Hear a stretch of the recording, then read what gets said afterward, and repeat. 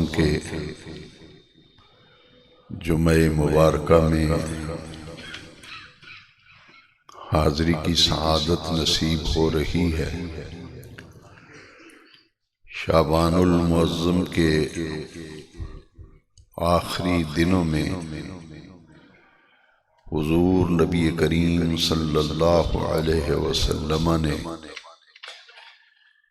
صحابہ کرام رضوان اللہ تعالی علیہم اجمعین کو جمع فرما کر حضور نے ایک خطبہ ارشاد فرمایا۔ حدیث شریف جو میں بیان کرنے لگا ہوں، اس حدیث پاک کے راوی حضرت سلمان فارسی رضی اللہ تعالیٰ عنہ سے یہ حدیث شریف مروی ہے۔ شعبان کے آخر میں حضور نے صحابہ کرام کے مجمع میں ارشاد فرمایا کہ ان قریب تمہارے درمیان وہ عظیم المرتبت مہینہ جلوگر ہو رہا ہے، سایہ فگن ہو رہا ہے، جس مہینے کو اللہ رب العزت نے بڑی ہی عظمت اور بڑی ہی فضیلت عطا فرمائی ہے۔ ارشاد فرمایا کہ اس پورے مہینے کے روزے اللہ کریم نے اہل ایمان پر فرض فرمائے ہیں، اور یہ اتنی عظمت والا مہینہ ہے، اولہ رحمتن، کہ اس کے پہلے حصے میں رحمت ہے، وَأَوْسَطُهُ مَغْفِرَةٌ، درمیانی حصے میں مغفرت ہے، بخشش ہے، وَآخِرُهُ عِتْقٌ مِّنَ النَّارِ، اور اس کے آخری حصے میں جہنم سے نجات اور رہائی ہے۔ حضور نبی کریم رؤوف الرحیم صلی اللہ علیہ وسلم نے اسی خطبے میں سلسلہ کلام جاری رکھتے ہوئے ارشاد فرمایا کہ یہ جو مہینہ تمہارے اوپر سایہ کرنے والا ہے، جلوگر ہونے والا ہے، اتنا عظیم مہینہ ہے کہ اس پورے مہینے میں جو شخص ایک نفلی نیکی کرے گا اس کو پورے فرض کا ثواب ملے گا، اور جو شخص اس پورے مہینے میں ایک فرض ادا کرے گا، ایک فرض نیکی کرے گا، تو اس کو 70 فرضوں کا ثواب ملے گا۔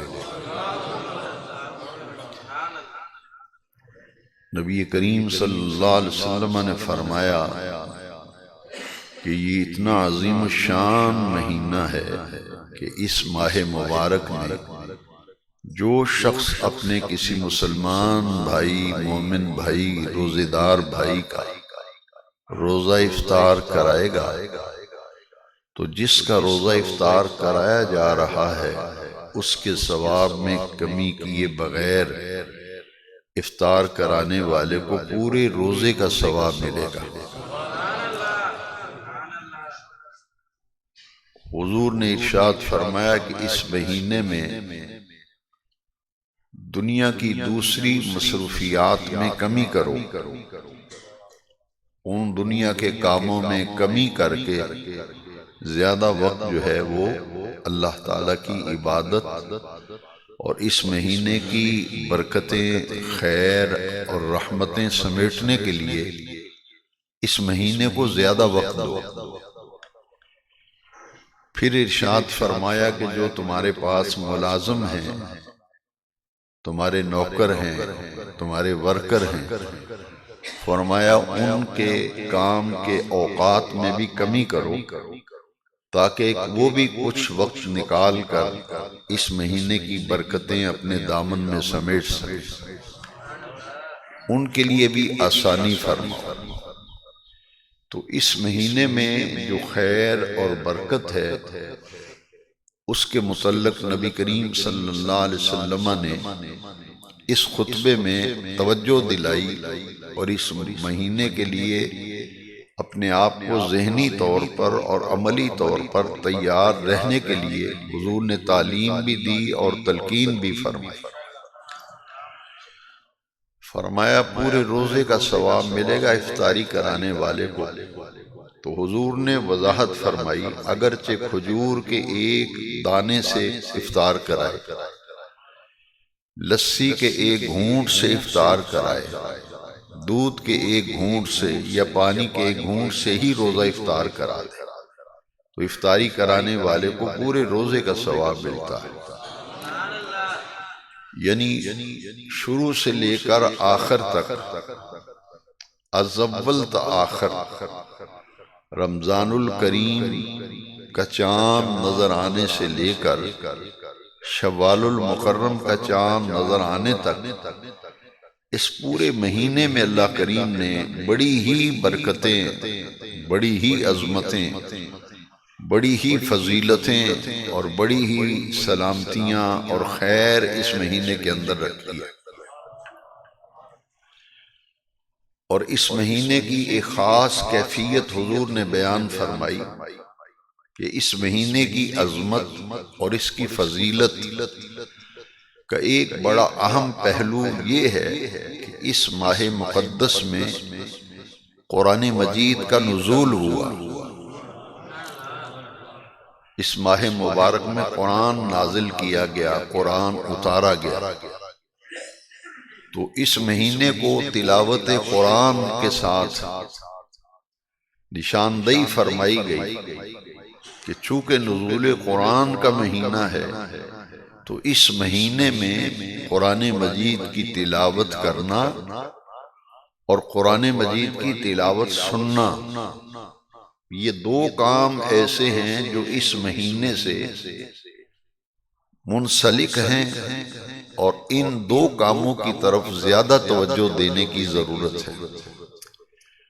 اس کے لیے پھر اسی خطبے کے اندر نبی کریم علیہ السلام نے فرمایا کہ یہ وہ عظیم المرتبت مہینہ ہے جس کے دن کے وقت میں اللہ کریم نے صیام رکھے ہیں، روزے، دن کی عبادت صیام، صیام صوم کی جمع ہے، صوم کا معنی روزہ، صیام کا معنی روزے۔ دن میں جو عبادت اہل ایمان کے لیے رکھی ہے، فرمایا وہ روزہ رکھنا ہے، اور ایک عبادت اس مبارک مہینے کے رات کے وقت کے ساتھ خاص ہے۔ وہ عبادت دن کے وقت نہیں، دن کے وقت کی عبادت روزہ ہے، اور رات کی ایک عبادت ہے اس پورے مہینے میں۔ وہ باقی پورا سال 11 مہینے وہ عبادت نہیں جو صرف اس مہینے میں رکھی گئی ہے، اس کا نام ہے قیام۔ قیام کا یہ مفہوم اور معنی ہے کہ نفل ادا کرنا، نفلی نماز پڑھنا، ایسی نماز جو فرض تو نہیں ہے، نفل یا سنت، لیکن اس کی ادائیگی ضروری ہے۔ یہ قیام رات کی عبادت ہے۔ اس کے لیے نبی کریم علیہ السلام نے دو ارشاد فرمائے، ایک دن کی عبادت سے متعلق ہے، ایک ارشاد مبارک رات کی عبادت سے متعلق ہے۔ جو دن کی عبادت کے متعلق آقا کریم صلی اللہ علیہ وسلم کا ارشاد مقدس ہے، وہ ہے من صام رمضان ایمانا و احتسابا غفر له ما تقدم من ذنبہ۔ چونکہ یہ صرف رمضان شریف کے ہی روزے فرض ہیں، اس لیے اس مہینے کے اندر روزے رکھنے کی اتنی فضیلت ہے، اتنی برکت ہے کہ حضور نے فرمایا جس شخص نے ایمان کے ساتھ اور اللہ کی رضا اور خوشنودی کے لیے، جس نے اخلاص کے ساتھ اس پورے مہینے میں دن کے وقت روزہ رکھا نبی کریم علیہ السلام نے فرمایا غفر لہ ما تقدم من ذنبہ، کہ اس روزہ رکھنے کے دن اور وقت سے پہلے پہلے جتنے بھی گناہ ہوتے ہیں اللہ تبارک و تعالی ان کی مغفرت فرما دیتا ہے۔ غفر لہ، حضور کی یہ حدیث اور یہ ارشاد روزے کی اہمیت کو اجاگر کر رہا ہے کہ غفر لہ، اس کے لیے مغفرت ہے، بخشش ہے۔ کس کے لیے؟ من صام رمضان، جس نے رمضان شریف کے روزے رکھے، ایمانم واحتسابا، ایمان کے ساتھ اور اخلاص کے ساتھ روزے رکھے، اس کے پچھلے سارے گناہ جو ہیں ان کی مغفرت ہو جاتی ہے۔ دوسرا ارشاد مقدس وہ رات کی عبادت سے منسلک ہے۔ وہ حضور نے فرمایا من قام رمضان ایمانا واحتسابا غفر لہ ما تقدم من ذنبہ، جس شخص نے رمضان شریف کی راتوں میں، جسے ہم تراویح کہتے ہیں، اسے قیام کہا گیا، جو رات کو قیام کرے گا اس کے پچھلے سارے گناہ معاف ہو جائیں گے، بخشے جائیں گے، مغفرت ہوگی۔ شرط یہ ہے کہ قیام کرنے والا ایمان اور اخلاص کے ساتھ قیام کرے، تراویح کی ادائیگی کرے، اس کے پچھلے سب گناہ معاف کر دیے جاتے ہیں۔ یہ رمضان شریف کے بارے میں میرے آقا کریم صلی اللہ علیہ وسلم کے اس خطبے کے کچھ مقامات میں نے عرض کیے جو حضرت سلمان فارسی سے مروی ہے کہ حضور نے یہ خطبہ ارشاد فرمایا۔ اب چونکہ رمضان شریف میں قرآن اترا ہے، اس لیے اس پورے مہینے کے اندر اہل ایمان باجماعت قیام کرتے ہیں، تراویح کی ادائیگی کرتے ہیں، اور اس پورے مہینے کے اندر قرآن مجید کی تلاوت کی سماعت کا اہتمام کرتے ہیں کہ پورے مہینے میں کم از کم تراویح میں ایک قرآن مجید کی تلاوت جو ہے وہ مکمل ہو جائے۔ لہٰذا پہلی شب میں تراویح کے اندر قرآن مجید کی منزل کا آغاز ہوتا ہے، اور عمومی طور پر 27ویں شب پر قرآن مجید کی تکمیل ہو جاتی ہے۔ یعنی پورے مہینے میں قرآن سنتے ہیں، تراویح میں قرآن، قیام کے اندر قرآن کی تلاوت امام صاحب فرماتے ہیں، مقتدی سنتے ہیں، کیونکہ جب قرآن مجید پڑھا جاتا ہے تو پڑھنے والے کو سنت کا ثواب ملتا ہے۔ قرآن مجید کی تلاوت کرنا سنت ہے، لیکن تلاوت ہو رہی ہو، قرآن پڑھا جا رہا ہو تو سننا جو ہے وہ فرض ہے۔ قرآن مجید کی تلاوت سننا فرض ہے، لیکن ہمارے عمومی طور پر تلاوت کے دوران لوگ باتیں کر رہے ہوتے ہیں، گفتگو کر رہے ہوتے ہیں، خصوصی طور پر محافل اور جلسوں کی انتظامیہ وہ تلاوت میں توجہ نہیں کرتے، نہ سنتے ہیں، وہ اپنی باتوں میں مشغول ہوتے ہیں۔ جبکہ یہ نقطہ اگر سمجھیں تو بڑا مفید رہے گا اور بڑا آپ کو فائدہ ہوگا کہ قرآن شریف پڑھنا تو سنت ہے، لیکن سننا جو ہے وہ فرض ہے۔ کیسے سننا ہے اس کا طریقہ بھی رب کریم نے قرآن مجید میں سکھلایا اور بتلایا اور تعلیم دی کہ جب قرآن پڑھا جا رہا ہو تو ہمیں کیا کرنا چاہیے۔ قرآن مجید کی آیت ہے اذا قرئ القرآن، کہ جب اللہ کا قرآن پڑھا جائے، تلاوت ہو رہی ہو، قرآن پڑھا جا رہا تو ارشاد فرمایا فاستمعوا لہ، کان لگا کر پوری توجہ سے قرآن سنو، قرآن کی تلاوت سنو، جو قرآن پڑھا جا رہا ہے اس کی سماعت کرو، سنو۔ فاستمعوا لہ، پہلا حکم یہ ہے کہ تلاوت ہو رہی ہے ہر طرف سے توجہ ہٹا کر کان لگا کر پوری توجہ سے ایک ایک حرف غور کرو اور سنو. یہ ہے اس کا معنی فَاسْتَمِعُوا لَهُ کا. اور دوسرا حکم ہے کہ جب قرآن کوئی بھی بندہ رمضان میں اور رمضان کے علاوہ کسی جگہ بھی کوئی بندہ قرآن مجید تلاوت کر رہا ہے، قرآن پڑھ رہا ہے، اس کی تلاوت کی آواز ہمارے کانوں میں آ رہی ہے، تو پھر دوسرا حکم کیا ہے؟ وَأَنصِتُوا، اور چپ ہو جاؤ. انصتو کا معنی ہے چپ ہو جاؤ. جیسے کسی آدمی کو چپ کرانا مقصود ہو تو ہم اشارے سے ایسے کرتے ہیں. تو انصتو کا یہ معنی ہے فَاسْتَمِعُوا لَهُ. قرآن کوئی معمولی کتاب ہے، اس کی تلاوت ہو رہی ہے تو تم یہ سمجھ رہے ہو کہ رسمن پڑھا جا رہا ہے. فرمایا نہیں، یہ اللہ کا کلام ہے، لاہوتی کلام ہے، کلام الہی ہے، قرآن مقدس ہے. اور جب یہ پڑھا جا رہا ہے، اس کی تلاوت ہو رہی ہے، تو ایک تو پوری توجہ سے فَاسْتَمِعُوا لَهُ، غور سے سنو. دوسرا حکم ہے وَأَنصِتُوا، اور چپ ہو جاؤ، خاموش ہو جاؤ.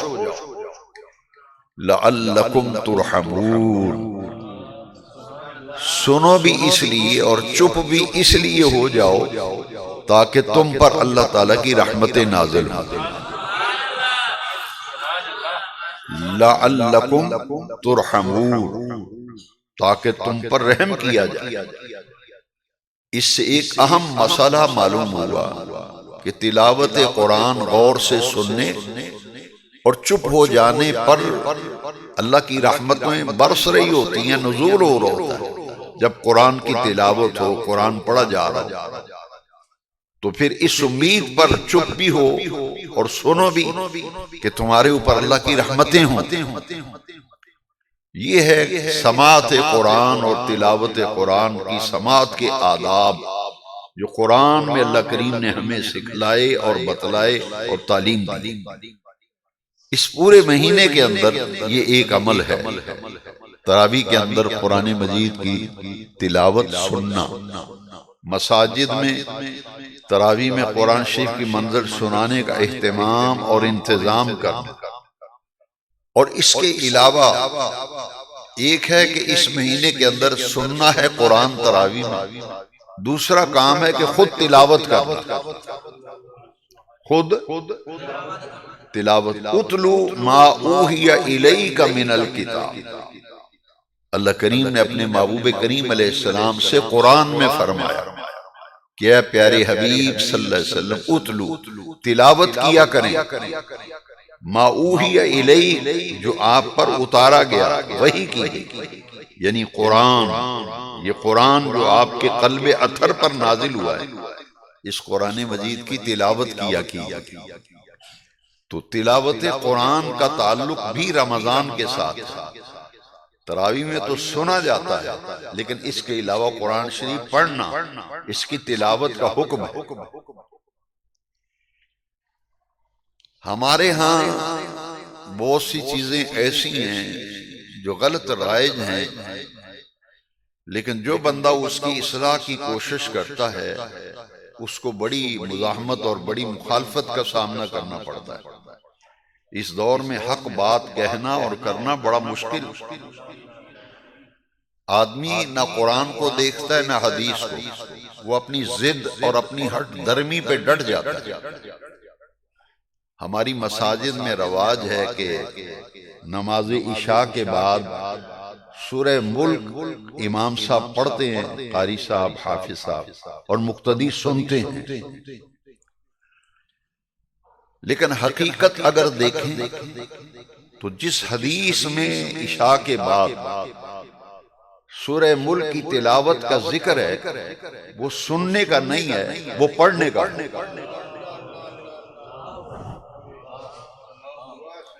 اس حدیث شریف کو پڑھ لو، ایک نہیں 100 مرتبہ پڑھو، اس میں سننے کا ذکر ہی پڑھنے کا ہے. کہ رات سونے سے پہلے وہ حدیث یہ ہے کہ جس شخص نے ہر رات سونے سے پہلے سورہ ملک کی تلاوت کی اور تلاوت کر کے سویا، جب فوت ہوگا تو اللہ تعالیٰ اس کو قبر کی آزمائش سے بچا لے گا۔ یعنی یہ سورہ ملک قبر کے عذاب سے بچانے والی سورت، قبر کے عذاب سے، لیکن سننے کا نہیں، پڑھنے کا حکم۔ یہ اب سنانے کا رواج اس لیے پڑا، وہ بھی میں وضاحت کر دیتا ہوں تاکہ آپ کے علم۔ ایسے لوگ موجود ہیں جو قرآن شریف نہیں پڑھے۔ میں خود کئی لوگوں کو مجھے کہتے ہیں کہ کوئی وظیفہ بتا دیں پڑھنے کے لیے، تو میں اگر کسی کو کہوں نا کہ آیت الکرسی پڑھا کرو تو وہ کہتا ہے جی میں قرآن شریف نہیں پڑھا۔ کئی لوگ میرے پاس آتے ہیں کہ کوئی وظیفہ بتا دیں برکت کے لیے، میں کہتا ہوں کہ قرآن مجید کی آخری 3 سورتیں جو ہیں یہ پڑھا کرو، تو وہ آگے سے جواب دیتا ہے میں قرآن شریف نہیں پڑھا۔ یہ جو پڑھنے کا طریقہ مساجد میں ہے نا، یہ اس لیے شروع ہوا تھا کہ کچھ لوگ پڑھنا جانتے ہی نہیں، قرآن شریف پڑھے ہی نہیں۔ وہ کہتے ہیں کہ میرے باپ نے مجھے قرآن نہیں پڑھایا تھا، اسکول میں داخل کرا دیا تھا، قرآن میں پڑھا نہیں۔ اب وہ اس لیے پھر کہ چلو کم از کم سننے کے درجے میں اسے ثواب مل جائے، اس لیے یہ سنانے کا اہتمام مساجد میں اس لیے کیا گیا تھا۔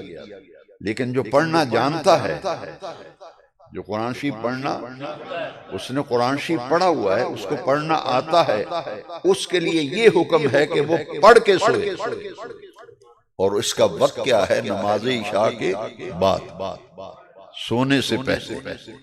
تو یہ ہے تلاوت قرآن کی اہمیت۔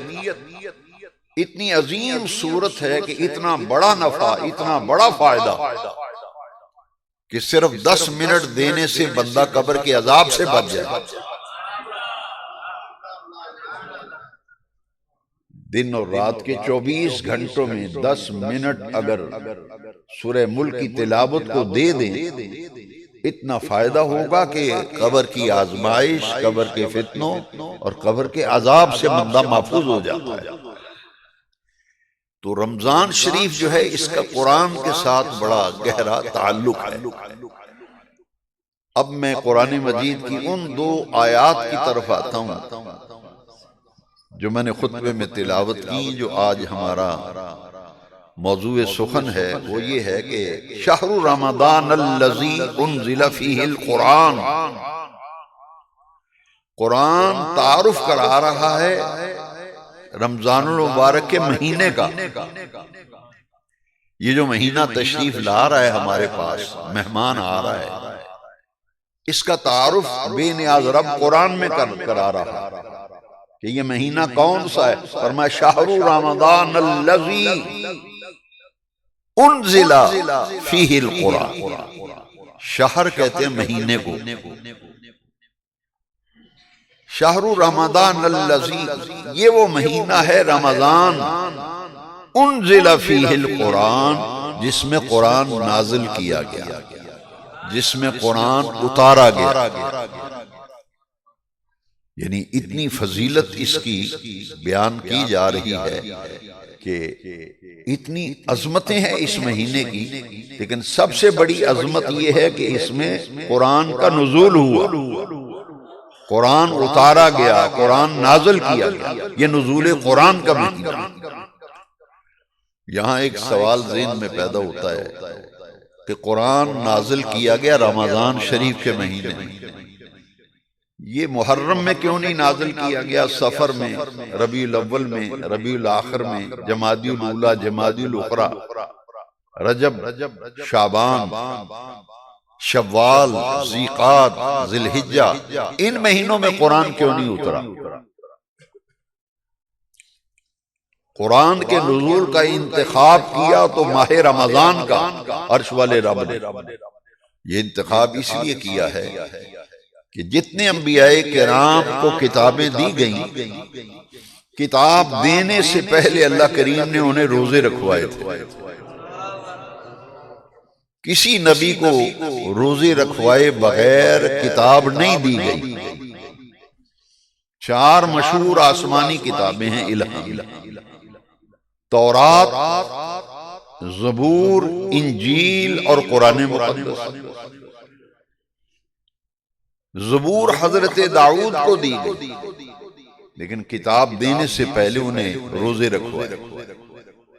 حضرت موسیٰ کو تورات دی، دینے سے پہلے کہا اے موسیٰ روزے مکمل کرو۔ جب روزے مکمل ہو گئے پھر انہیں تورات دی گئی۔ حضرت داؤد علیہ السلام کو کہا گیا کہ روزے رکھو۔ جب روزے رکھوائے مکمل ہو گئے پھر انہیں زبور دی گئی۔ انجیل حضرت عیسیٰ علیہ السلام کو پہلے روزے رکھوائے گئے، جب روزے مکمل ہو گئے تو پھر انہیں انجیل دی گئی، کتاب دی گئی۔ اور اللہ کریم نے اپنے آخری محبوب رسول اور پیارے نبی کریم علیہ السلام پر قرآن اتارا، تو نبی کریم علیہ السلام بھی روزے کی کیفیت اور حالت میں کئی دن غار حرا میں جا کر عبادت میں مصروف رہتے تھے۔ تھوڑے سے ستو حضور لے جاتے تھے، زمزم لے جاتے تھے، کئی دن حضور نہ کچھ کھاتے تھے نہ پیتے تھے، کیونکہ روزے رکھوائے گئے۔ اور جب روزے مکمل ہو گئے، اللہ کریم نے جتنے روزے پسند فرمائے انبیاء کو روزے رکھوائے۔ روایات میں آتا ہے کسی نبی نے 21 دن کتاب کے نازل ہونے کا انتظار کیا، کسی نبی نے 22 دن کتاب کے نازل ہونے کا انتظار کیا، کسی نبی نے 40 دن انتظار کیا۔ آسمانی کتابیں نازل ہونے سے پہلے ان کو روزے رکھوائے گئے، اور روزے رکھ کر وہ کتاب کے نازل ہونے کا انتظار کرتے رہے۔ اور میرے آقا کریم صلی اللہ علیہ وسلم، آپ کا یہ خلوت نشینی غار حرا کی، روزے کی کیفیت اور حالت میں رہنا، کچھ نہ کھانا کچھ نہ پینا، یہ حضور کا جمال فاقہ مستی ہے۔ روزے کی حالت میں بندہ فاقے سے ہوتا ہے نا، تو میرے آقا فاقے میں رہتے تھے۔ یہ جمال فاقہ مستی ہے روزہ۔ یہ حضور کی غار حرا کی یادوں کو اللہ کریم نے امت کے اندر جاری کر دیا، اور جب وہ تکمیل ہو گئی پھر اللہ کریم نے قرآن کے نزول کا آغاز کیا، اور قرآن مجید نازل ہونا شروع ہوا غار حرا میں۔ غار کے اندر تھے حضور، روزے کی حالت میں تھے، عبادت میں مصروف تھے، تو جبریل امین آیت لے کے آئے تھے، اقرأ باسم ربک الذی خلق، اقرأ، اے محبوب پڑھیے۔ اللہ اکبر، اللہ اکبر۔ تو نزول قرآن اور تورات، زبور و انجیل کا نزول، ان کا روزے سے بڑا گہرا تعلق ہے۔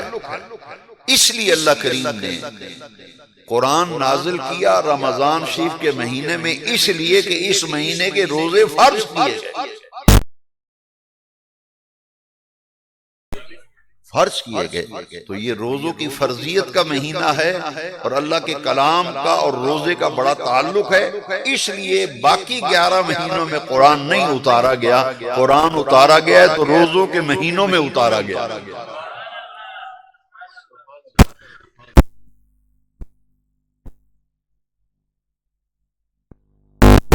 روزے میں کیونکہ تعلق ہے قرآن کا فاقے سے، روزے سے، سارا دن روزے کی حالت میں رہو، اور جب عشاء کی نماز پڑھ لو تو سارا دن تم فاقے میں رہے، تمہاری روح جو ہے اب اس درجے میں آ گئی ہے،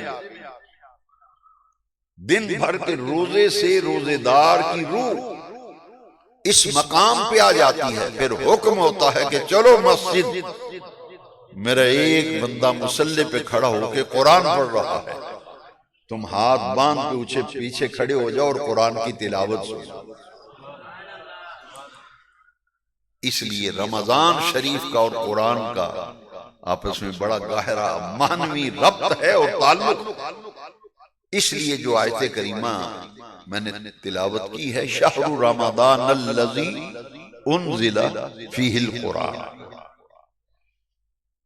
اب ہماری زندگی میں حکم آ گیا قرآن میں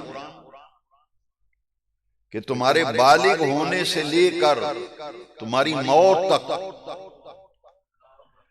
زندگی میں جتنی مرتبہ بھی رمضان شریف کا مہینہ آئے، پوری زندگی میں جب بھی رمضان شریف کا مہینہ آئے تو پھر قرآن میں حکم دیا فمن شاہدہ منکم الشہر فلیصمہ، تم میں سے جو کوئی اپنی زندگی میں اس مہینے کو پائے کہ رمضان آ گیا، شروع ہو گیا، تو پھر اسے حکم دیا امر فلیصم ہو، اسے چاہیے کہ وہ اس پورے مہینے کے روزے رکھے، روزے رکھے. اسی آیت میں حکم آ گیا. پہلے تعارف کرایا کہ یہ نزول قرآن کا مہینہ ہے، پھر فرمایا فمن شاہد منکم الشہر فلیصمہ، تمہاری زندگی میں جب بھی یہ مہینہ آئے، یہ مہینہ پاؤ، تو اس پورے مہینے کے کیا کرو؟ روزے رکھو. اس لیے اس مہینے میں روزے فرض کیے گئے، اور اس کو سال کے 11 مہینوں پر رمضان شریف کو فضیلت حاصل ہے اجر کے اعتبار سے. اس سے بڑی فضیلت کیا ہوگی کہ 11 مہینے نفل پڑھو، نفل ہی لکھا جائے گا. نفلی عبادت کرو، پورے 11 مہینے نفل ہی لکھا جائے گا. پورے 11 مہینے ایک ایک فرض ادا کرو گے تو ایک ایک فرض ہی لکھا جائے گا. لیکن یہ اتنا عظمت والا مہینہ ہے، کوئی معمولی مہینہ ہے جو آ رہا ہے، تشریف لا رہا ہے. اس مہینے میں ایک فرض ادا کریں گے 70 فرضوں کا ثواب لکھا جائے گا. یہ پورا مہینہ خیر و برکت کا مہینہ ہے، اجر کے لحاظ سے، ثواب کے لحاظ سے، حسنات، برکات اور خیرات کے اعتبار سے. اس مہینے کی عظمت کا اندازہ انسان کر ہی نہیں سکتا. اب جو روزہ فرض کیا گیا، روزہ کیا ہے؟ ذرا سوچیں کہ بھوکا اور پیاسا رہنا عبادت بنایا گیا، عبادت ہے یا نہیں؟ تو بھوکا اور پیاسا رہنا بھی عبادت ہے. کیوں؟ ذرا غور سے سنیے. اس میں ایک فلسفہ ہے، ایک لاجک ہے، ایک منطق ہے کہ روزے کی حقیقت ذرا سمجھ لیں. جس آیت میں روزے کی فرضیت کا حکم آیا، یا ایھا الذین آمنوا کتب علیکم الصیام، اے ایمان والو تم پر روزے فرض کیے گئے، کما کتب علی الذین من قبلکم، یہ صرف تمہارے اوپر فرض نہیں کیے گئے، تم سے پہلے جتنی امتیں گزری ہیں ہر امت پر روزہ فرض رہا ہے. اگرچہ اس کی کیفیت اور حیت مختلف رہی، لیکن نفس روزہ ہر امت کے اندر رہا، ہر امت میں روزہ رہا. تو روزے کی فرضیت کا ذکر آیا، کتب علیکم الصیام کما کتب علی الذین من قبلکم لعلکم تتقون. فرضیت روزہ کے بعد روزے کا مقصد بیان کیا کہ تمہیں بھوکا اور پیاسا کیوں رکھا گیا ہے، بھوک اور پیاس کو عبادت کیوں بنایا گیا، وہ بیان کیا آیت مقدسہ کے اس حصے میں، لعلکم تتقون، لعلکم تتقون، تاکہ تمہارے اندر تقوی پیدا ہو، پرہیزگاری پیدا ہو، خشیت الہی پیدا ہو، تمہارا رب سے تعلق ہو جائے، تم اپنے رب سے جڑ جاؤ. لعلکم تتقون، یہ روزے کا مقصد بیان کیا گیا. روزہ ہے کیا؟ یہ کیوں فرض کیا گیا؟ بھوکا اور پیاسا کیوں رکھا گیا؟ اور سے سننے والی بات ہے، روزہ 3 چیزوں سے بچنے کا نام روزہ ہے. چوتھی چیز ہی کوئی نہیں، صرف 3 چیزیں، اور تینوں حلال، تینوں حلال. بے نیاز رب اگر بچانا تھا تو حرام سے بچاتا تھا. ایک مہینہ حرام سے بچنے کی مشق کرا دیتا. نہیں، حلال چیزیں ہیں، تینوں حلال جن سے منع کیا گیا. خبردار، صبح صادق سے غروب آفتاب تک تین چیزوں کے قریب نہیں جانا. وہ تینوں حلال، تینوں چیزیں.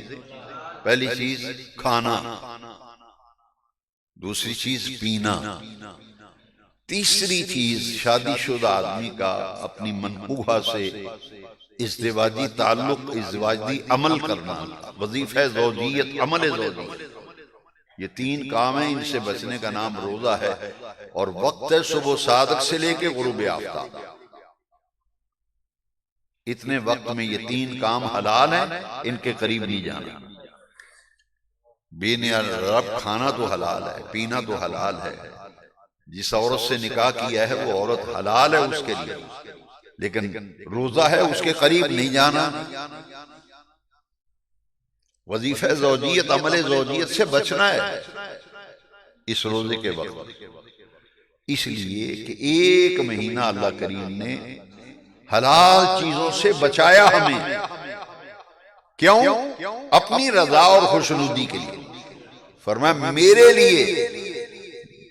لیے اللہ فرماتا میرے حکم سے میرے لیے صبح صادق سے غروب آفتاب تک حلال چیزیں تین ہیں، ان کے قریب بھی نہ جانا. قریب گئے تو تمہارا روزہ ٹوٹ گیا، پھر تمہیں کفارہ بھی دینا پڑے گا اور روزہ بھی رکھنا پڑے گا. جرمانہ وہ بھی دینا پڑے گا. بے نیاز رب یہ کیوں ہے؟ فرمایا اس لیے ایک مہینہ میرے لیے حلال چیزوں کو چھوڑ دو. تو جب عید الفطر پڑھ کے گھروں کو جاؤ تو تمہارا ذہن تیار ہو جائے، جس رب کے لیے ایک مہینہ حلال چیزوں کو ترک کیا تھا، قریب نہیں گیا تھا حلال چیزوں کے، اب میرا حق بنتا ہے اسی رب کو راضی کرنے کے لیے حرام سے بھی جان چھوڑا لوں. میں